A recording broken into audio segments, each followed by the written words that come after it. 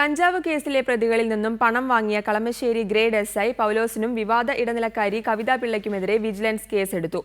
എസ്ഐയെ ഒന്നാം പ്രതിയും കവിതാ പിള്ളയെ രണ്ടാം പ്രതിയുമാക്കിയാണ് കേസെടുത്തിരിക്കുന്നത്. കൂടുതൽ പ്രതികൾ ഉൾപ്പെട്ടിട്ടുണ്ടോ എന്നറിയാൻ വിജിലൻസ് എസ്പി കെ എം ആന്റണിയുടെ നേതൃത്വത്തിൽ അന്വേഷണം ആരംഭിച്ചു.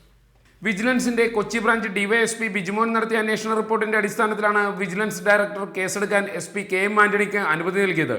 കളമശ്ശേരി ഗ്രേഡ് എസ്ഐ ആയിരുന്ന പൗലോസിനെ ഒന്നാം പ്രതിയും വിവാദ ഇടനിലക്കാരി കവിതാ പിള്ളയെ രണ്ടാം പ്രതിയുമാക്കി വിജിലൻസ് കേസെടുത്തു. പ്രാഥമിക അന്വേഷണത്തിൽ ഇവർ രണ്ടുപേരെയുമാണ് പ്രതികളായി കണ്ടെത്തിയിട്ടുള്ളത്. എസ്പി കെ എം ആന്റണിയുടെ നേതൃത്വത്തിൽ തുടർന്ന് നടക്കുന്ന വിശദമായ അന്വേഷണത്തിൽ കൂടുതൽ പോലീസുകാർക്കെതിരെ തെളിവ് ലഭിക്കുമെന്നാണ് വിജിലൻസ് നൽകുന്ന സൂചന. കഞ്ചാവ് കേസിലെ പ്രതികളിൽ നിന്നും ഗ്രേഡ് എസ്ഐ പൗലോസ് കവിതാപിള്ള മുഖേന പണം വാങ്ങിയിരുന്നു. ഇതിനെതിരെ വിജിലൻസിന് ലഭിച്ച പരാതിയുടെ അടിസ്ഥാനത്തിലായിരുന്നു ഡിവൈഎസ്പി ബിജുമോൻ അന്വേഷണം ആരംഭിച്ചത്. പോലീസുകാർ കുറ്റക്കാരാണെന്ന് വിജിലൻസ് കണ്ടെത്തിയതോടെ ഗ്രേഡ് എസ്ഐ പൗലോസ് അടക്കമുള്ള 4 പേരെ Kochi city police commissioner K G James suspend ചെയ്തിരുന്നു. റിപ്പോർട്ടർ, കൊച്ചി.